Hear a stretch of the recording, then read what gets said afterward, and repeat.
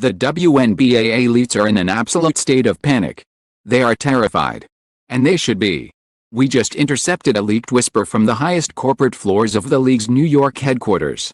A desperate, pathetic plot. Coordinated conspiracy to strip Indiana of its crown jewel. Why? Because the billionaires in New York and Vegas just realized a humiliating truth. All the super teams in the world cannot buy the Caitlin Clark effect. Not with all the money on Wall Street. They told us Indiana was too small for a superstar. They called it a flyover state. A temporary stepping stone. Let us look at the actual, undeniable math that is currently making league executives lose sleep and sweat through their designer suits. Are you ready for this? Last Tuesday night. Prime time. New York Liberty against the Las Vegas Aces. A so-called clash of the Titans. Multiple MVPs. Massive payrolls. The broadcast peaked at a measly 400,000 viewers. 100,000. That is a margin of error for a bad YouTube cooking channel. Now, let us pan the camera over to the Midwest. A Tuesday morning. An Indiana Fever open practice session. Not a game. A practice. 3.4 million concurrent viewers tuned in just to watch Caitlin Clark shoot warm-up threes in an empty gym. Read that again. 3.4 million. The corporate suits in Manhattan are staring at those spreadsheets with their jaws resting on their mahogany conference tables. They cannot comprehend it. They are watching a 22-year-old guard in the Midwest absolutely decimate their carefully constructed coastal monopolies. And they hate her for it. Let us talk about the physical reality of Gainbridge Fieldhouse right now. Step outside into the freezing Indianapolis air. We'll see lines wrapping around 3 city blocks. Fans clutching number 22 jerseys. Scalpers demanding thousands of dollars for nosebleed seats. Walk inside. The heavy scent of roasted peanuts and floor wax hits you instantly. The deafening roar vibrating through the concrete pillars before the tip-off even happens. That building is alive. It breathes. She turned a quiet Midwestern arena into the undisputed epicenter of the global sports world. She is the market. Is the economy. Meanwhile, what is happening with the old guard? The bitter legacy players in those supposedly massive markets? They are playing in cavernous, silent arenas. You can hear the squeak of their sneakers echoing off 10,000 empty plastic seats. You can hear the coaches yelling from the opposite baseline. It is embarrassing. So what do? Do they hit the gym? Do they practice their shot? No. They grab their iPhones. They log on to Twitter. They type out furious, jealous rants about how Caitlin is overhyped or disrespectful. They demand respect. Respect? Respect is earned at the cash register, not into a podcast microphone. They want the spotlight. But they cannot even sell out their own lower bowl unless Caitlin's team plane lands on their tarmac. The hypocrisy is sickening. And right on cue, the media propaganda machine starts spinning. Turn on ESPN. Get the polished pundits sitting behind their glowing glass desks. They adjust their ties and look into the camera with fake concern. They start planting the seeds. Caitlin needs a bigger stage, they say. Indiana is holding her brand back, they whisper. Holding her brand back? Are you kidding me?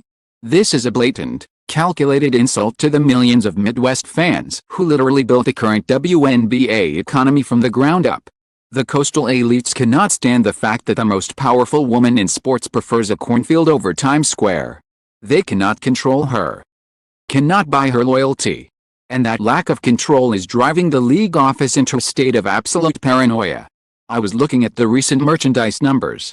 It made me stop and actually laugh out loud in my room. Indiana Fever merchandise sales have eclipsed the combined total of the next 8 franchises. Franchises. Entire organizations. Front offices with decades of history. All financially dwarfed by one player who shoots from the logo. But let us dig deeper. Let us peel back the layers of this corporate jealousy. Why are they suddenly pushing this traitor to New York narrative so aggressively? Because the business model of the WNBA is fundamentally broken without her. They chartered private flights this year. A massive expense. Who do you think is paying for that jet fuel? Is it the veteran bench player in Vegas complaining about playing time? Absolutely not. It is the Caitlin Clark revenue stream. The league is terrified that if she stays in Indiana, the wealth will not be distributed the way they want. They want her in a massive media market so they can slap their corporate logos on her back and claim they built her. They want to take credit for her gravity. But we see right through the smoke and mirrors. Every time a pundit suggests she demands a trade, I see a desperate executive pulling the strings behind the curtain. They think we are stupid. Think the fans do not understand the mechanics of this hijack attempt. Think about the sheer audacity of this situation. I sat down yesterday and rewatched the broadcast from last week. I paused the screen, looked at the faces of the opposing team's bench. It was not just competitiveness. It was pure, unadulterated envy. You can see it in the way they refuse to help her up when she takes a hard foul. You can see it in the aggressive, unnecessary shoulder bumps during timeouts. They are trying to break her spirit. They are hoping she gets so frustrated with the physicality and the lack of protection that she throws her hands up and begs to leave the Midwest. It is psychological warfare. And the league is completely complicit. Look at the sponsorship deals. Brands that ignored the WNBA for 25 years are suddenly throwing blank checks at the commissioner. But those checks come with conditions. Corporate sponsors love the glitz and glamour of massive cities. They want the red carpets. They want the high-fashion galas. Look at Indiana and scoff. They are whispering in the commissioner's ear. Get her to a major market, or we pull our funding. It is a hostage situation. But here is the fatal flaw in their master plan. They fundamentally misunderstand who Caitlin Clark is. She is not a corporate puppet. She is a lethal competitor who feeds on disrespect. Every time ESPN runs a segment doubting her future in Indiana, she probably just goes to the gym and shoots 500 more threes. The friction is real. The tension is palpable. You can feel the tectonic plates of the basketball world shifting. The old guard is desperately clinging to the edge of the cliff, while Caitlin is driving a bulldozer straight toward them. This is not just about basketball anymore. This is a hostile takeover. A battle for the very soul of the league. And the suits in New York are starting to realize they brought a butter knife to a gunfight. But the jealousy did not stop at bitter Twitter rants. It evolved.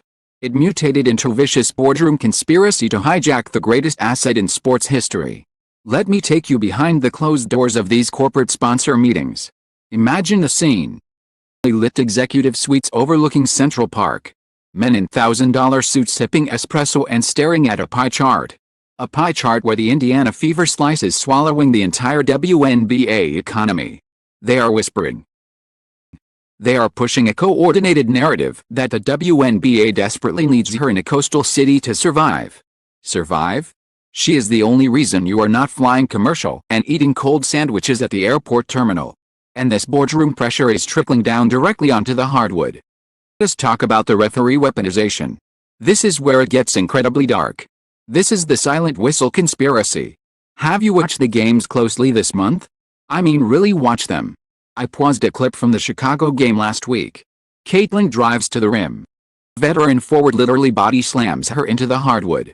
You could hear the physical impact of her shoulder hitting the floor through the television speakers. A sickening thud. The referee, standing 3 feet away, staring right at it, swallows his whistle. No foul. Play on. Welcome to the pros, they say. Are you blind? This is not basketball. This is a calculated, physical assault disguised as tough defense. They are letting goons masquerade as professional athletes just to hurt her. Why? Because the front office wants her broken. They want her battered, bruised, and miserable in the Midwest. Using physical pain as a psychological tactic to force a trade request. They want her to walk into the Indiana front office with ice packs on both knees and beg for a ticket to New York. It is disgusting. It is a systemic failure to protect the very player who is funding their paychecks. Think about the referee's salary. Think about the new charter flights. Every single luxury the WNBA is enjoying right now is paid for by the number 22 on her back. Yet, they treat her like a tackling dummy. I pulled the raw data last night. Caitlin Clark is the most physically targeted player on the court. She gets hand-checked, grabbed, and clawed every time she crosses half-court.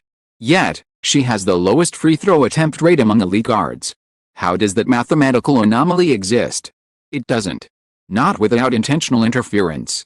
I saw a high-definition photo of her arm after the last game. It looked like she had been dragged through a briar patch. Deep, angry red scratches bleeding down her bicep. And the mainstream media had the absolute nerve to call it veteran leadership. Sickening. Imagine the NBA doing this to Michael Jordan in his rookie year. Imagine them letting the bad boy Pistons literally tackle him without a whistle. Because he was popular. the league would have stepped in instantly.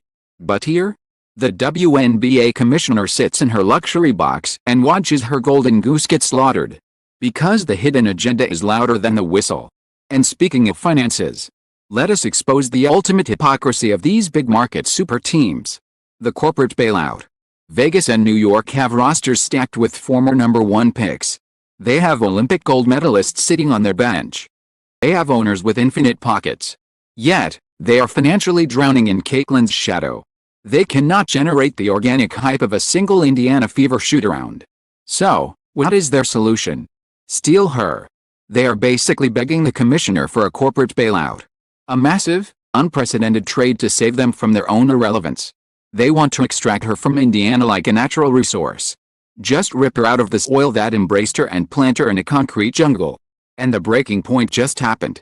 Did you see the article that dropped yesterday? Major sports publication, funded by Coastal Elite Money, published a blatant hit piece.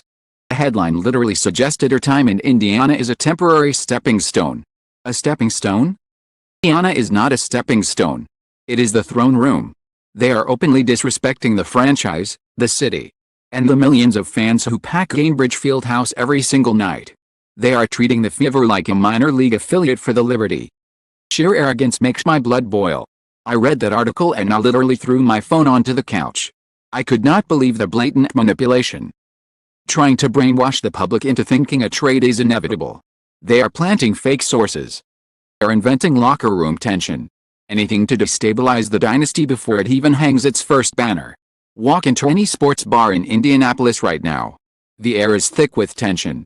You see grown men in Carhartt jackets slamming their beer glasses on the sticky wooden counter every time she gets fouled. They know what is happening. The fans are not stupid. We see the strings being pulled by the puppeteers in New York. We see the blatant disregard for player safety. And a massive fan boycott is brewing. People are canceling their WNBA League Pass subscriptions. They are refusing to watch the broadcast if it is not an Indiana game. Why would we give our hard-earned money to a league that actively sabotages our team? Network executives are starting to notice the drop. The ratings for non-Fever games are plummeting so fast. You can hear the wind whistling. If the WNBA continues to let these bitter veterans attack Caitlin, they won't just lose a generational talent. They will lose the only fans keeping them from absolute bankruptcy. They are playing a very dangerous game. A fatal game of chicken with a player who does not blink. Think she will crack under the pressure. They think she will get tired of the cheap shots and the blind referees. They think a shiny billboard in Times Square will magically erase the loyalty she has for the Midwest. They are dead wrong. They tried to break her. They tried to buy her. But they forgot one very crucial, undeniable fact. Caitlin Clark does not join empires. She builds them. Watch her body language during the last time out of that brutal road game. The arena was violently loud. Opposing crowd was screaming obscenities. Her jersey was literally torn at the collar from cheap shots. Did she look up at the big city lights? Did she look over at the Coastal Elite executives sitting courtside in their expensive loafers? Oh. She looked right at her Indiana teammates. She slapped the cold hardwood with her bare hand. She is anchored to the Midwest soil. The loyalty is absolute. She gives pure, deafening silence to the big market noise. And that silence is driving them absolutely crazy. Remember the draft lottery? They thought it was a fluke. The hype would die down after her rookie season. Came back from her injury sharper, faster, and more ruthless. I was at the season opener. I saw the fear in the opposing point guard's eyes before the ball was even tipped. The sweat dripping down her face. She knew she was about to get exposed on national television. And the executives knew it too. They sit in their skyboxes, eating expensive caviar, watching their investments get utterly destroyed by a girl from Des Moines. They want to control the narrative so badly. They want to say, look at what New York built. They want to take the credit for her greatness. But Indiana built the fortress. Indiana embraced the phenomenon. And we are not letting her go. Not for a dozen first-round picks. For all the money in Vegas. You can keep your neon lights. We have the brightest star in the universe right here. Let us completely destroy the financial argument right now. Ridiculous narrative that she needs a massive media market to secure brand deals. It is a joke. An absolute, hilarious joke. Let us talk about the Nike signature shoe release. The Clark ones. Did she need to be standing in Times Square to sell them? Did she need a Las Vegas casino backdrop with flashing neon lights? Not at all. Those shoes dropped globally at midnight. I was sitting in my dark room. I had my laptop open. I was refreshing the browser like a madman. Credit card in hand. 12 minutes. That is exactly how long it took for the entire global inventory to vanish. 12 minutes. Gone. Poof. Server literally crashed. I saw the error code flash on my screen. She generated more revenue in a single coffee break than the entire legacy WNBA sneaker market combined over the last decade. Think about the bitter veterans waking up the next morning. They open their phones. They see the sold-out banners everywhere. Probably threw their phones against the locker room wall. They cannot comprehend it. She does not need a zip code. She is the zip code. She is her own walking, breathing global economy. If New York and Vegas want to be relevant, I have a very simple, sarcastic piece of advice for their front offices. Try drafting better. Try developing your own talent instead of hovering over Indiana like corporate vultures. Stop trying to steal the golden goose just because your heavily funded super teams cannot sell a simple cotton t-shirt to save their lives. It is pathetic. Have owners with billion-dollar hedge funds crying to the commissioner. They are literally begging for a bailout because a 22-year-old in Iowa and Indiana is out marketing them in her sleep. It is the ultimate humiliation. If the WNBA continues to play these dirty, manipulative games, they are going to trigger a catastrophic collapse. They are playing with fire. And Caitlin holds all the matches. You alienate these millions of new fans, and they will pack up and leave. We are not loyal to the Shield. We are not loyal to the corporate logo. We are loyal to the Queen. We will cancel the League Pass subscriptions in a heartbeat. We will stop buying the overpriced tickets. We'll let you go back to playing in those empty, echoing gyms where you can hear the air conditioning humming. The choice is yours, WNBA. Keep protecting the bitter veterans. Keep swallowing the whistles. Pushing the trade rumors. And watch your billion-dollar television deal turn to dust. Do you think the league is deliberately trying to push her out of Indiana? Or are the elites just terrified of a Midwestern dynasty crushing their coastal egos? Let me know your exact thoughts down below in the comments. I read every single one of them. If you are tired of the mainstream media disrespecting the Queen, or sick of the blatant corruption, make sure you subscribe to Caitlin Clark right now. Hit that button hard. We are the only ones telling the truth. Do not bow to the corporate narratives. The crown stays in Indiana. The rest of the league just has to bow down. Wait until you see what Nike just did to retaliate against the bitter veterans who trash-talked her new shoe. It is brutal.